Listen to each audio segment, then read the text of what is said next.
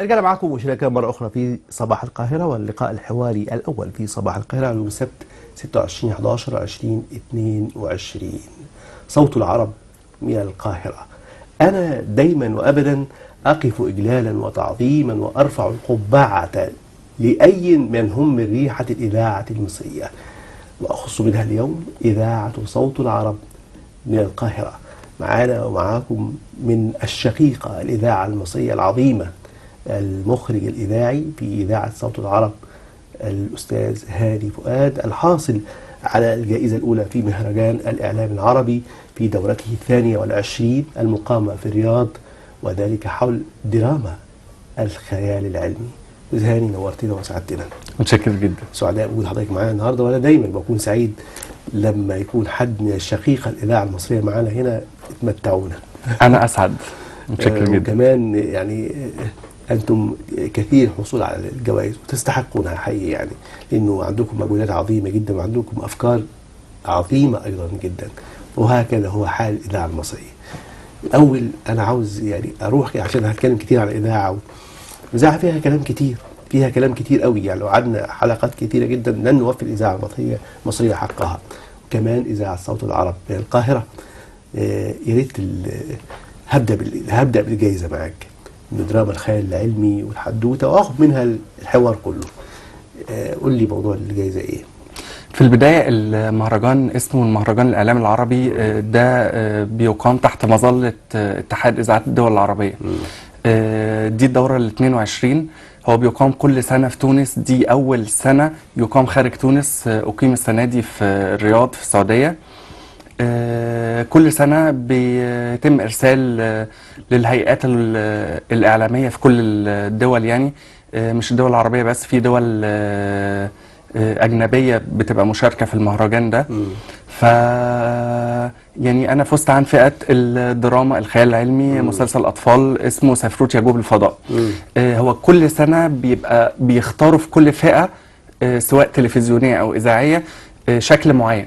يعني مثلا الدراما بيختاروا، مثلا السنة دي اختاروا دراما خيال علمي عن الموضوع المحدد يعني. جميل. وهكذا، وبناء عليه الهيئات بتقدم بقى سواء إذاعة أو تلفزيون أو كده يعني. مسلسل سفروت يجوب الفضاء. سفروت يجوب الفضاء. هو مسلسل أطفال مأخوذ عن رواية خيال علمي للكاتب الأستاذ صلاح معاطي اسمها صائد الأقمار. وهو برضو مؤلف المسلسل يعني. الفكرة الرئيسية الفكرة الرئيسية بتقول ان احنا بنقول يعني ان المكان المهجور ايا كان ايه هو المكان ده بيكون عرضة للاستيلاء عليه واختطافه. ففي اطار من الخيال العلمي بنقول ان في سفينة فضائية جاية تحذر اهل الارض ان في مذنب ضخم هيجي يختطف القمر. فبتدور شوية مغامرات بقى، ان مجموعه من الاطفال بيحاولوا بقى ينقذوا القمر ده. يعني الاذاعه المصريه هي خيال في الاصل، خيال عظيم كمان، فخيال يدور في فلك الخيال في الدراما كمان. الاذاعه المصريه انا بحب اشبهها بكلمه صوره صوتيه. صوره يعني صوتيه طبعا. صوره صوتيه يعني انا مش مجرد انا بطلع صوت. انا برسم صوره للمستمع من خلال ودنه. صحيح، بيراها بأذنه بالظبط، بيشوفها بودانه بالظبط. صحيح. لا يعني دايما انا بقول يعني مش هقول شهادتي مجروحه، لا شهادتي مش مجروحه في الاذاعه المصريه، وهتستحق كل كلام واعظم كلام نقوله عليها بشكل كبير جدا. لكن بما انك خدتنا موضوع الدراما هاني، وكانت الدراما في الاذاعه المصريه حاجه عظيمه جدا. يعني مين منا ما كانش حتى على الفطار في رمضان اول حاجه لازم يسمع الدراما موجودة، وغيره كتير جدا جدا. وفي دراما موجودة عاشت في الإذاعة المصرية سنوات طويلة جدا. عائلة مرزوق مثلا، يعني كتير أعمال كتير قوي كتير. يعني لو قعدنا نجيب أسماء أعمال درامية بالإذاعة يعني حدث ولا حرج بشكل كبير جدا. أين هي الدراما في الإذاعة المصرية؟ وإزاي نرجعها تاني؟ هي الدراما بقالها يعني أكتر من سنة، مش متذكر بالظبط كام سنة، متوقفة في الإذاعة المصرية بسبب عدم وجود تمويل. أعتقد يمكن كان آخر مسلسل عين الحياة كنت عامله، من وقتها الدراما متوقفة في الإذاعة المصرية يعني. فالموضوع يعني انت عملت عين الحياه مع يسرى اللوزي ومدحت صالح وتاليف العظيم يسري الجندي رحمه الله طبعا عليه. الله يرحمه إيه، استاذنا. عاوز تكلمني عن عين الحياه، عن هذا المسلسل. كلمني على انت مخرج اذاعي. طب احنا عارفين ان المخرجين التلفزيونيين او السينمائيين بيشتغلوا بفكر تاني مختلف، لكن المخرج الاذاعي بيشتغل ازاي؟ بعد كلمني على عين الحياه كمان وانت في اطار. تمام، هستأذنك بس اقول فريق عمل مسلسل سفروت يا جوب طبعا. الفضاء. قول طبعا. طبعا هو تأليف، هو مسلسل غنائي.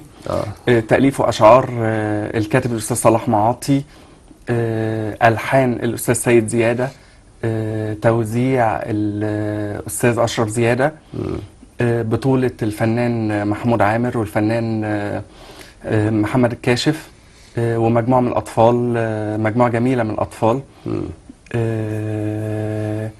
ده بالنسبة لسفروت يا جوب طيب الفضاء. قبل مش هسيب سفروت انا دلوقتي كمان عشان برضه في سؤال مهم جدا. ما دام قلت لي مجموعه من الاطفال، انت كمخرج اذاعي وعندك مجموعه من الاطفال وهم بيواجهوا التمثيل في خلال الاذاعه، هتعامل معاهم ازاي؟ وازاي توجهوا انه حنجرته دي ذهب لو استغلها صح ممكن نلاقي طفل موهوب في مجال التمثيل الاذاعي بشكل كبير جدا. انت كمخرج بتتعامل ازاي مع الاطفال، مع شريحه من الاطفال بيمثلوا يمكن قد يكونوا يمثلوا لاول مره في مسلسل اذاعي؟ هي الفكرة مش أطفال بس، في فنانين وممثلين بيمثلوا لأول مرة قدام ميكروفون الإذاعة. الإذاعة بتختلف عن الشاشة التلفزيون. لو في شخص بيتحرك خطواته احنا شايفينه، فمش التعبيرات فيها تعبيرات مختلفة. فممكن يتحرك ما يبقاش فيه صوت انا سامعه وانا شايفه، انا اوريدي شايف. لكن في الإذاعة عشان ارسم له صورة صوتية لازم اعمل له صوت خطوات. يعني مثلا في استوديو الدراما الإذاعية في من ضمن المؤثرات الصوتية اللي موجودة في الاستوديو في خشبة بيمشي عليها الممثلين، بيعمل عليها مؤثر الصوت. يعني الصوت يقرب يبقى انا سامع، انا مش شايف دلوقتي، انا سامع حد بيقرب عليا، سامع حد بيبتعد، سامع حد طالع سلالم.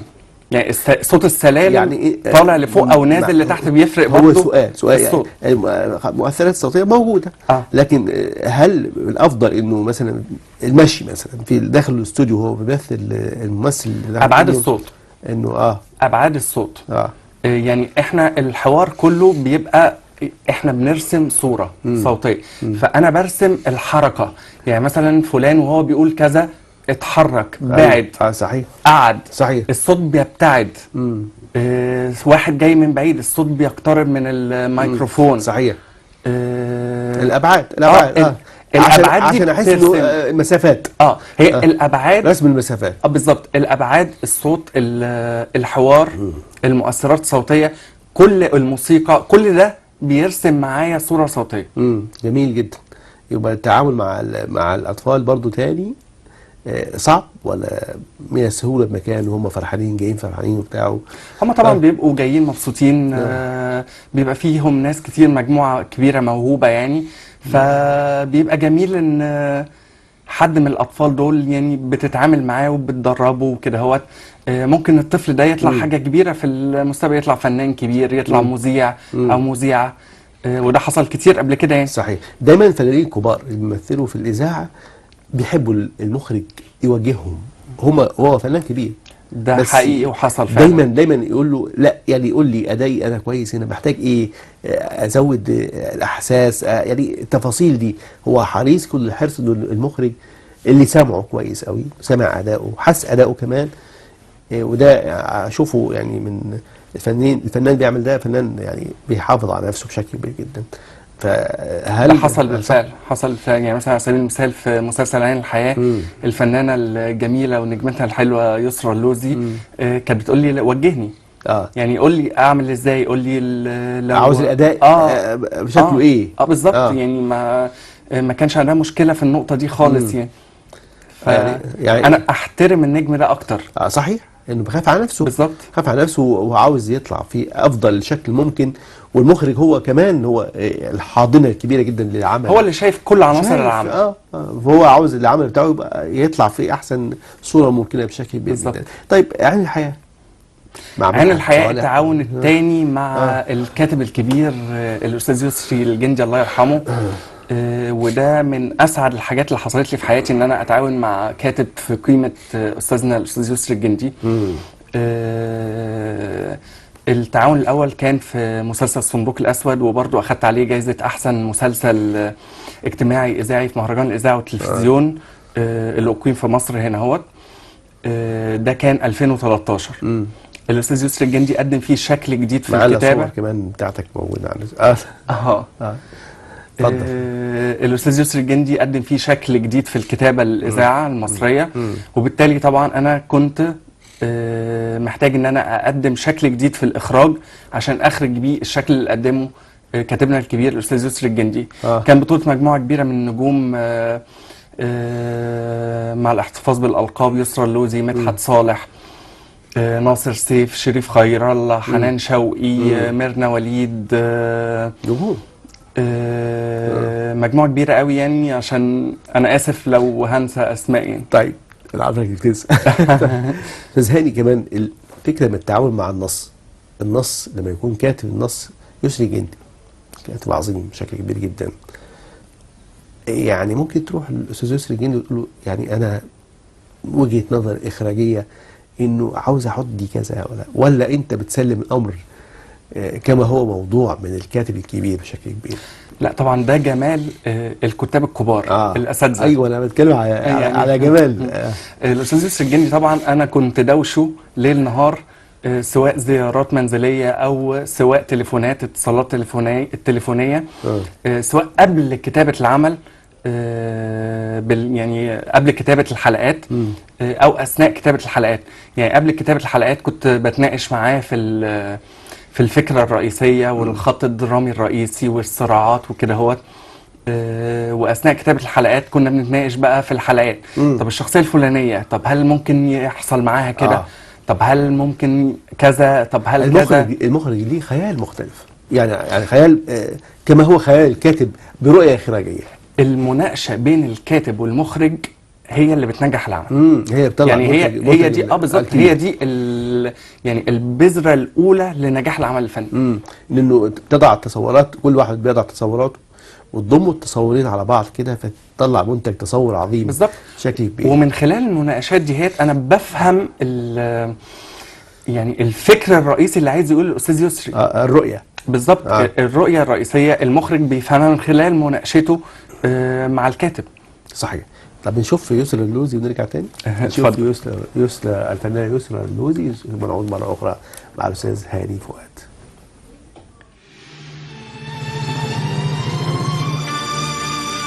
عين الحياة.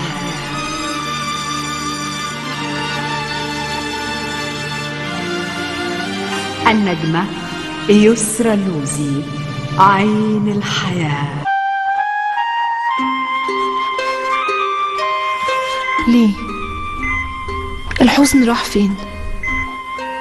ده اللي ماتوا كانوا أعز الناس. كان الحزن وهم زي كل شيء في الحياة، مفيش غير فراغ بلا نهاية، وصور تظهر وتختفي. شايفة ايه يا عين؟ شايفة عين في بيت زوبة، وشايفة زوبة في الكوشة. ايه، هتتجوز ياسين زي ما نفسها تتجوزه؟ لكن اللي جنبها في الكوشة مش ياسين، ده حد تاني. ياسين هناك مع واحدة تانية. لا نهى هانم. نهى بنت الراجل الغني. ايه نهى هانم؟ الحلوجي. ايوه اسمه الحلوجي. لكن مين اللي جنبه؟ دي في سن نهى بس شكلها صاحبته.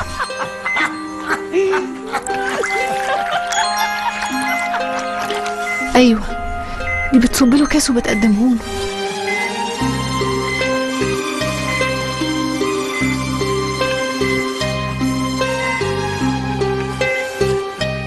ياه الضلمة رجعت، مش شايفة غير سواد، لكن في نور من بعيد، نفس النور. أقرب منه ويبعدوني ويحدفني تاني للضلمة المخيفة.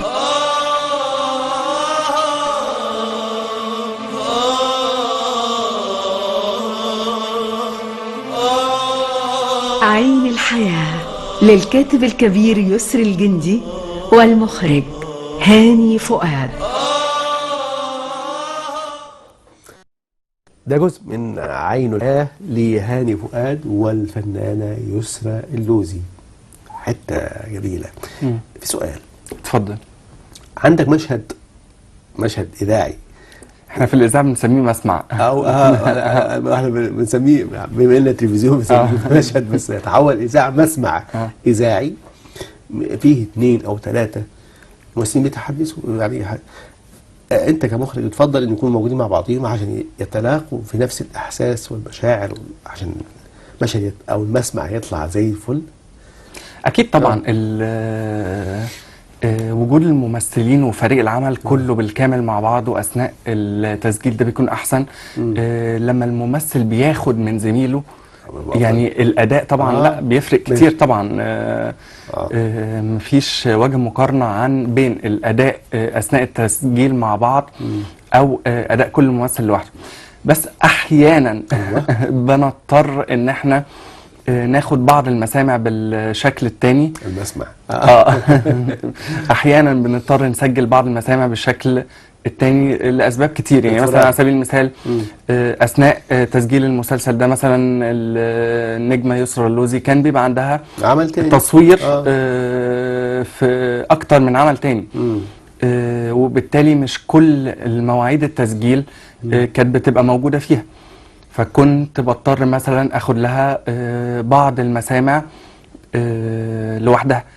ولما بتكون طبعا متاحه في الميعاد كانت بتيجي وتسجل مع كل الممثلين، وكانت بتبقى فرحانه جدا. يعني النجم الكبير مدحت صالح برضو احيانا برضو بسبب بعض الظروف استضافنا في الاستوديو بتاعه وسجلنا فيه.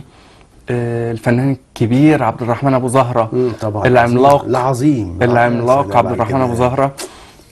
يعني ده في كل الاحوال عملاق. والله يعني لما اشوف عملاق زي ده يجي قدام الميكروفون يقول لي هاني هي دي مقصود بيها كذا ولا كذا. عبد الرحمن ابو زهره وشوف اداؤه بقى، هو كان طالع دور شرير. شوف اداء العملاق عبد الرحمن ابو زهره في الادوار دي. يا سلام. وشوف اداؤه في الادوار الراجل الطيب اللي احنا متعودين عليه. يعني قمه هنا وقمه هنا. طبعا طبعا ده عظمه عبد الرحمن ابو زهره طبعا الفنان العظيم بشكل كبير جدا. وعندنا فنانين حتى في الاذاعه عظام، وفي التلفزيون حاجه عظيمه بشكل كبير جدا. طيب لما حصل الظرف انه كل واحد هيشتغل فرادى يعني ده في لما يحصل ظروف فقط. ظروف او يقول لك سمعني حتى قبلي، سمعني قبلي عشان اخد نفس الاحساس ونفس بيحصل يعني. لو متاح ده في وقتها بسمعه، انما لو مش متاح في وقتها انا ببقى عارف فلان ادى الدور بالشكل الفلاني. اللي في السكريبت بتاع المخرج المفروض ان هو بيكتب فيه ملاحظات. يعني لو في دور ما لسه ما تسجلش يعني طبعا بنعلم ان الدور ده ما تسجلش. بكتب ان لا ملحوظه ان لازم الفنان اللي هيقول الدور ده يقوله بالشكل الفلاني. صحيح. لان الاطار العام اللي حواليه باقي الفنانين قايلينه بالشكل ده. صحيح. فانا ببقى فاهم طبعا الموضوع ماشي ازاي، وبقول له هنقوله بالشكل الفلاني. موال في كل الاحوال مع بخيت بيومي، شاعر عظيم. هو لون تاني من الوان الاذاعه يعني. برضه بخيت بيومي حاجه عظيم، شاعر يعني طبعا. حدث ولا حرج. بتتعامل ازاي برضه مثل هذه البرامج يعني؟ في البداية الدكتورة لمياء محمود كان هي رئيس إذاعة صوت العرب في هذا التوقيت يعني. حاليا الأستاذة منال هيكل هي رئيس إذاعة صوت العرب. فوقتها كلمتني شاعرنا الكبير بخيت بيومي عايز يعمل الحلقات دي عندنا. فايه رايك تعملها؟ قلت لها شرفني طبعا. فاخدت مجموعه حلقات، قلت لهم هذاكرها شويه، يعني هقراها وهذاكرها وهفكر ان هي ممكن تتقدم ازاي. ففكرت ان ممكن يعني عملت شكل جديد في الاخراج الاذاعي. ان كان زمان قبل كده يعني كانوا بيستخدموا افيه بصوت مطرب او ممثل، مجرد افيه. انما استخدمت في التتر ده صوت العندليب الاسمر عبد الحليم حافظ كمذيع مع الاذاعيه الكبيره الاستاذه نهله حامد كمذيع. يعني كانوا بدل ما اجيب مذيع دي الافكار مع الاستاذه نهله حامد، استعنت بصوت العندليب الاسمر عبد الحليم حافظ مع صوت الاذاعيه القديره الاستاذه نهله حامد. وطلع الناتج الحمد لله اكتر من رائع يعني. عبقري. الاستاذ بخيت بيومي كان بيكتب ولا زال اعتقد بيكتب المواويل بتاعته ديهات في جريده الاخبار. فاحنا حولنا المواويل ديهات ان هي تبقى صوره صوتيه في الاذاعه المصريه. والحمد لله هو في البدايه طبعا ما كانش اتعامل معايا قبل كده، فكان متخوف من ان العمل يطلع بشكل جيد يعني. فانا ساعدت بعد ما عملنا العمل ده ان هو قال لي جمله انا متذكرها يعني. قال لي انا حظي حلو اني وقعت في قرعتك. الله عليك. يعني قال لي انا حظي حلو ان انا وقعت في قرعتك. فقلت له يعني انا شكرته جدا، قلت له انا اللي يشرفني ان انا اتعامل مع حضرتك فنيا يعني الحديث عن الإذاعة حديث يعني شيق وممتع ويطول كثير جدا. يعني دايما نورتنا أستاذ هاني فؤاد، شقيقة الإذاعة المصرية العظيمة. إن شاء الله نلتقيك إن شاء الله في جوائز أخرى الإذاعة المصرية، وتمتعونا وتمتعوا كل العالم العربي بإبداعاتكم الإذاعية. نورتني أستاذ هاني، وسعيد إن كنت معنا النهارده في صباح القاهرة. نورتني. متشكر جدا، وانا اسعد ان انا موجود معاكم. متشكر جدا. ربنا يخليك. يعني دائما في الختام اختم بصوت العرب من القاهرة، واروح لتتر سفروت ونشكر استاذ هاني. سلام استاذ هاني مع سفروت. من القاهرة يقدم سفروت يجوب الفضاء. النجم محمود عامر، الطفلة مارتينا ممدوح، محمد الكاشف، نهاد معاطي. تسجيل ومونتاج محمود إبراهيم. ألحان سيد زيادة. الكاتب صلاح معاطي.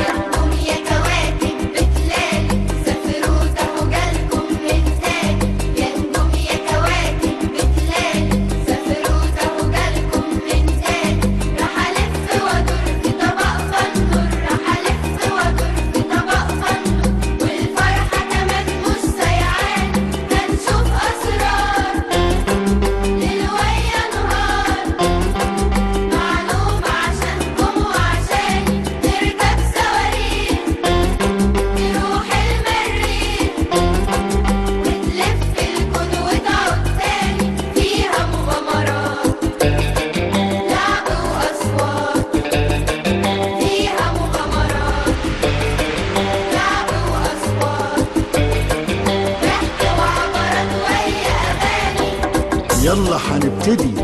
مين قال لنا ريدي؟ المخرج هاني فؤاد. ويعد معانا من تاني. 5 4 3 2 1